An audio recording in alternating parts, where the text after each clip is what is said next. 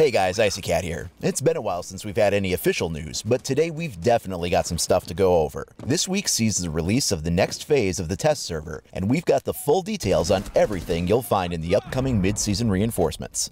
Let's go over all of it next.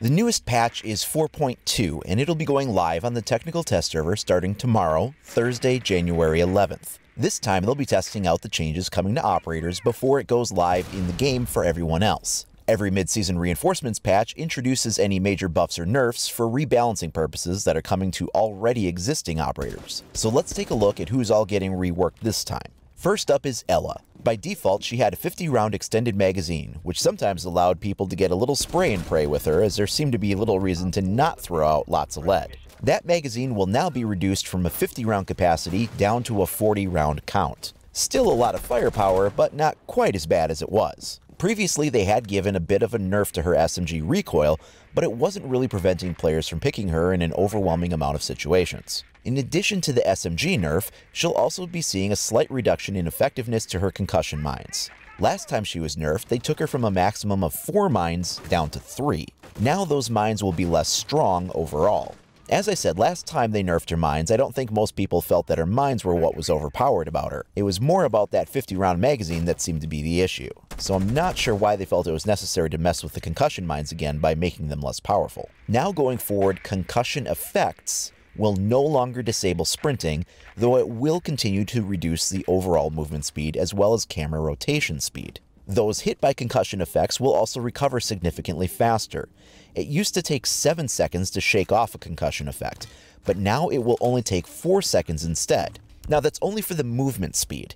The effect on sight and hearing will still last the original 7 seconds. Notice I said concussion effects, not just Ela's concussion mines. This means Zofia is also getting a nerf to her concussion grenade effects in the same way. Zofia and Ela will still share a reduced effect to each other's gadgets as they did before. Then we've got some rebalancing to weapons in the game. Ash's R4C is getting a slight nerf, going from 41 damage down to 39. It was felt that due to the faster rate of fire on this gun, it needed a slight damage reduction to bring it more in line with other weapons in the game for balancing. On the flip side, Capitão's Para 308 is getting a bit of a buff. Previously, it did 43 damage, but now it will do 48 damage instead, as well as getting a little less jitter on his recoil profile. This will make it hit harder while being a little more accurate. Twitch now gets a nerf. The amount of shock darts she has will be reduced from 15 per shock drone down to 5 per drone. To put that in perspective, with 2 drones, she used to have a total of 30 taser shots, but now she will only have a maximum of 10. You can now literally use up all of your shock darts during the prep phase just trying to shoot out cameras, and depending on the map, not even get all of them before running out without needing to use your second drone to finish the job.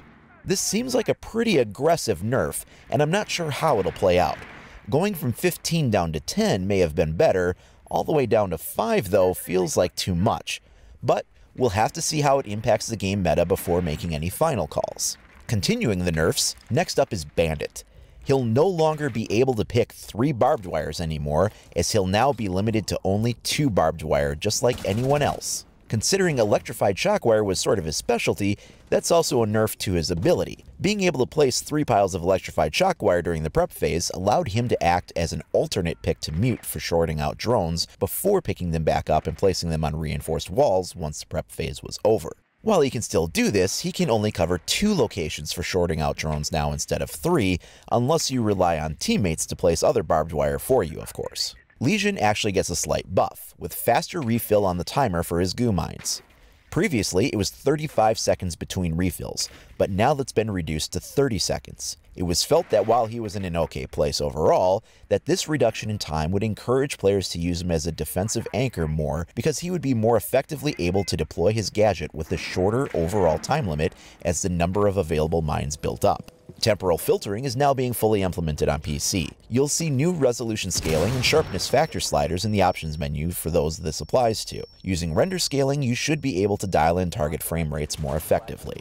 We'll also be seeing some changes to the bomb mode user interface. New player markers will show when a teammate is interacting with the diffuser using a new animation marker. We'll see what that looks like tomorrow when the changes go into effect on the test servers.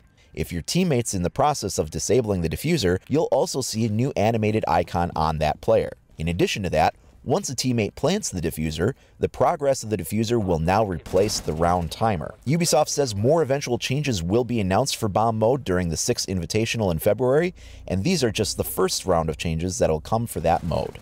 Caster camera is getting some reworking and visual changes as seen here. The purpose is to provide the viewer with a better experience, but also give more specific information at the same time. Now we move from the changes to the bug fixes. The first of which is the deployable shield exploit. That allowed players to hold the shield in front of them, making them semi-invincible, and that'll no longer be happening. Operators appearing as a 2D texture instead of a 3D model when approaching broken walls while holding the hostage has been fixed. Some instances of overbright smoke effects have been corrected to display properly. Also, a glitch that caused Zofia to die when using her withstand ability in custom matches if the player health for the match was set to less than 100% has been resolved. A few operators get some fixes. Echo has some smoothing out of his camera getting stuck on some uneven terrain or debris, and should be able to turn more smoothly on certain destructible surfaces. His drone will also no longer stick to canisters under Mira's windows, and a few places where the drone lost reception in tower have been fixed. Zofia will no longer be able to extend her bleed-out timer by spamming the withstand ability. Dokkaebi will get the proper warning notification if she's out of logic bombs and tries to activate it. Also, while in ADS, there was an issue with using the right key to activate the logic bomb, which has been repaired, as well as a problem that caused her to not work correctly if she was put into a down but not out state while she was in the middle of a camera hack animation.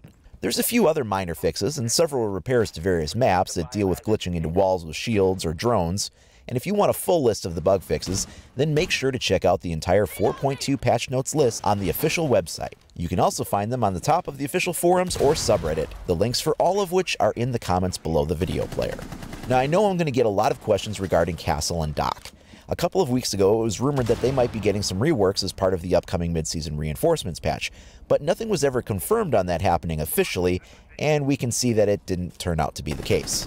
This round of mid-season reinforcements seems to be a little nerf heavy compared to some prior ones. What do you guys think about that?